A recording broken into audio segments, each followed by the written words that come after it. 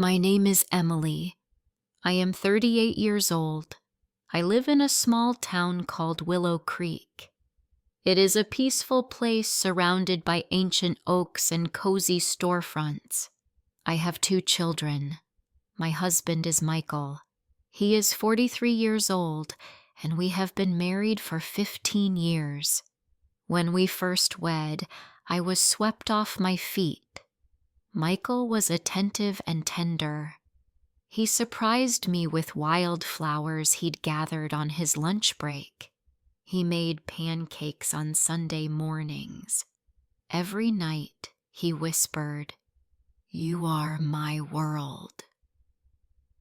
I would smile and feel as though my heart might burst. I believed our happiness would last forever. We lived in a modest cottage on Maple Street, with sunlight spilling through our kitchen windows each morning. After 2 years, our son was born. We named him Liam.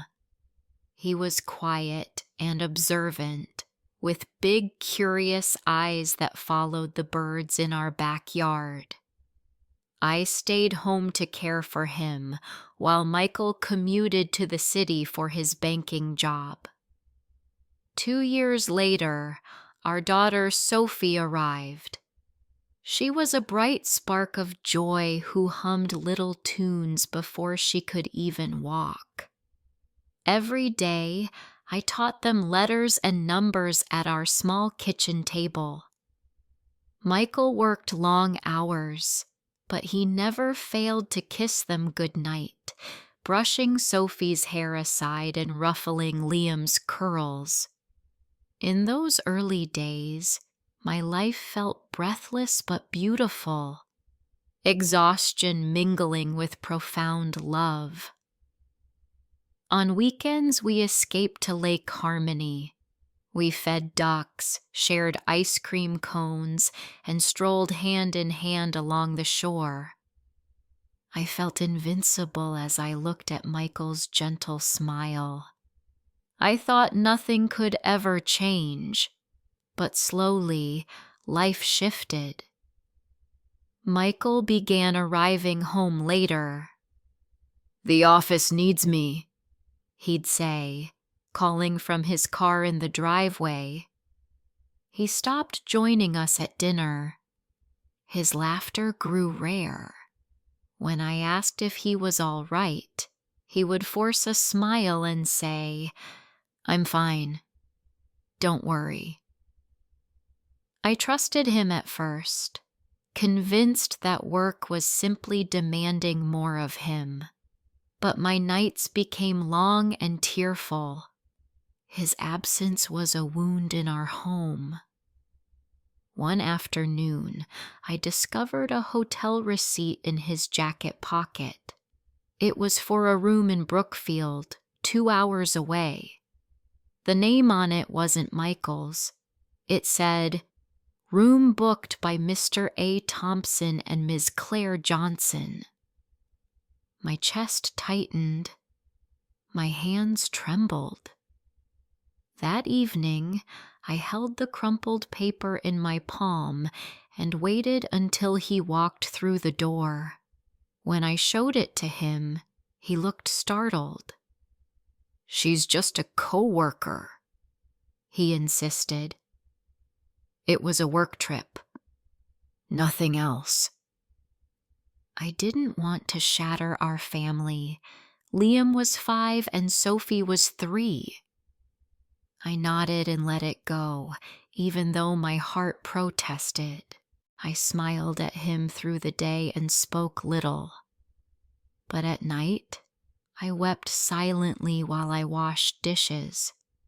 The walls of our home felt cold. Meals tasted bland. I dropped the children off at preschool and greeted neighbors with a practiced grin, even as I crumpled inside. Then one day, I ran into someone from my past. His name was James. We had been classmates in high school. He stopped me in the market aisle. His voice was gentle as he said, "Emily, is that really you?" My throat tightened and I forced a smile. "Yes, it's me." He asked how I was. I wanted to lie and say fine, but instead I whispered, "I don't know." He didn't brush past my pain. He simply said, "If you ever want to talk, I'm here." Those words felt like warm sunlight on a cold day.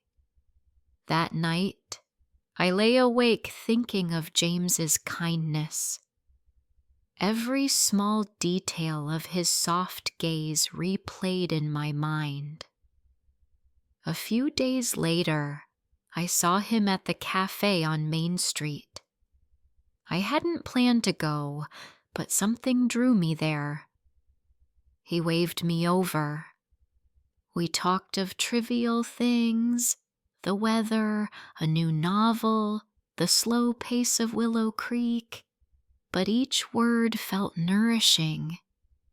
I laughed for the first time in months. His presence reminded me that I still existed beyond my roles as wife and mother.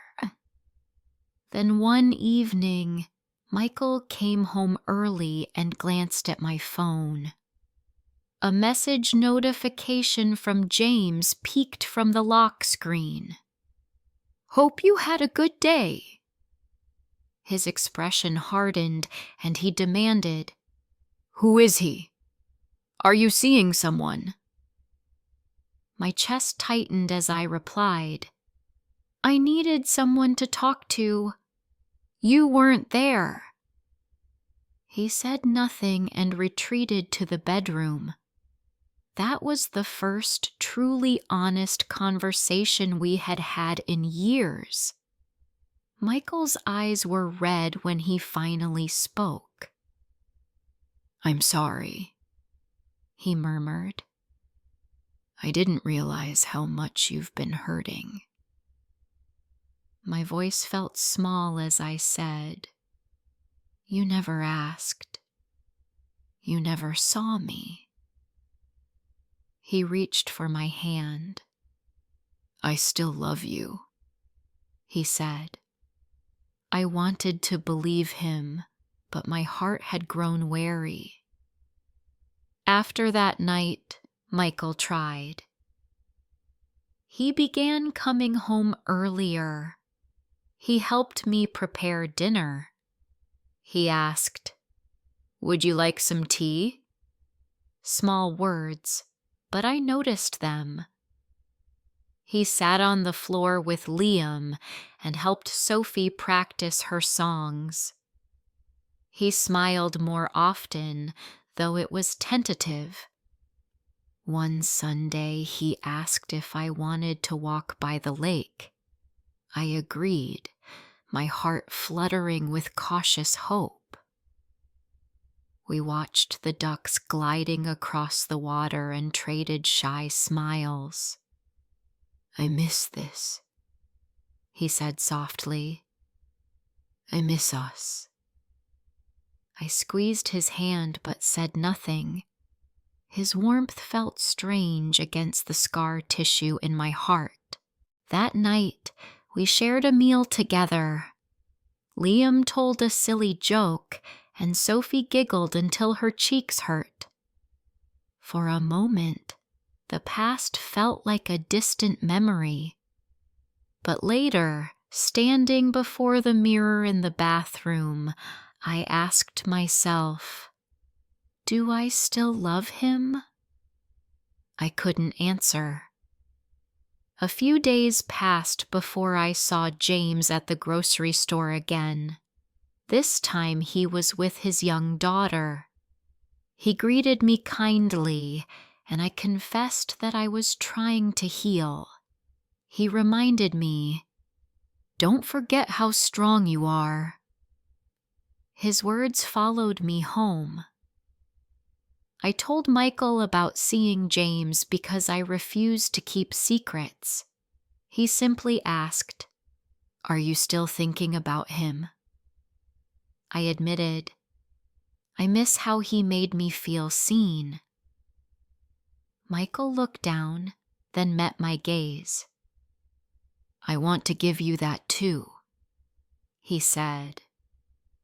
For the first time, I believed him. He began doing the little things that matter, fixing the leaky faucet, bringing me wildflowers, asking about my day. Yet my heart remained guarded. I still saw his tired expression, the phone calls he hid, the nights I cried alone. One morning, I woke with a high fever and chest pain. Michael rushed me to the hospital.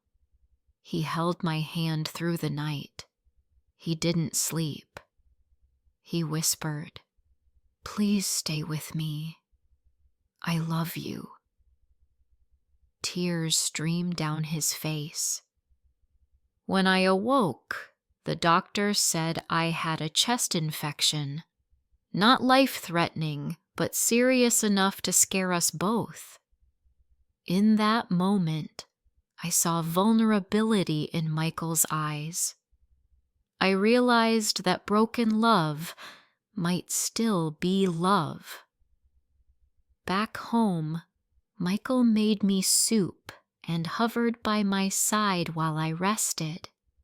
Sophie brought me a cozy blanket, and Liam tucked a stuffed bear beside me. I felt cared for in a way I hadn't in years. A few days later, I walked alone along the riverbank.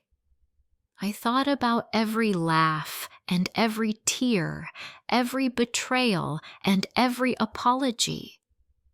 I sat on a bench beneath golden leaves and asked myself, can I forgive?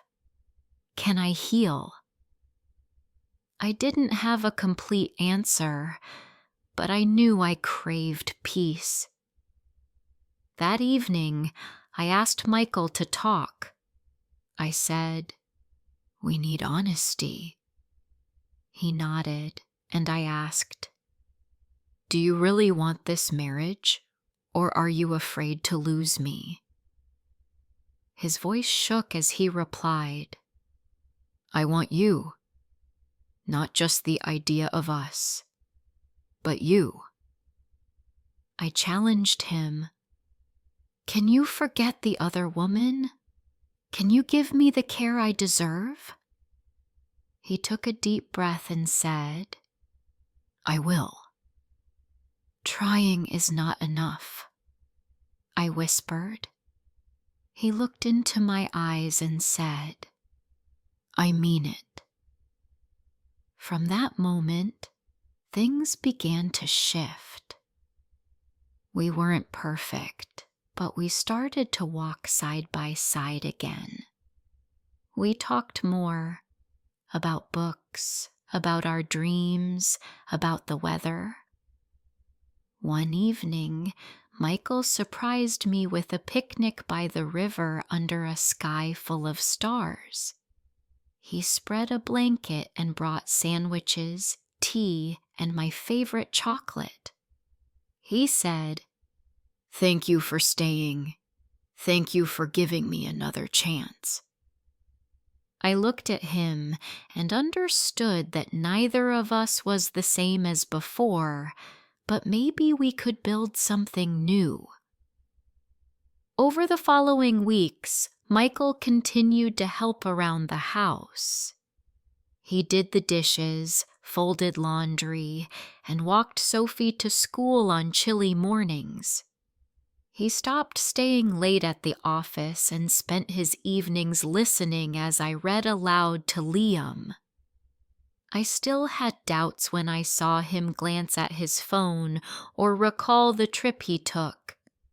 But I also remembered the nights he stood by my hospital bed and whispered that he loved me.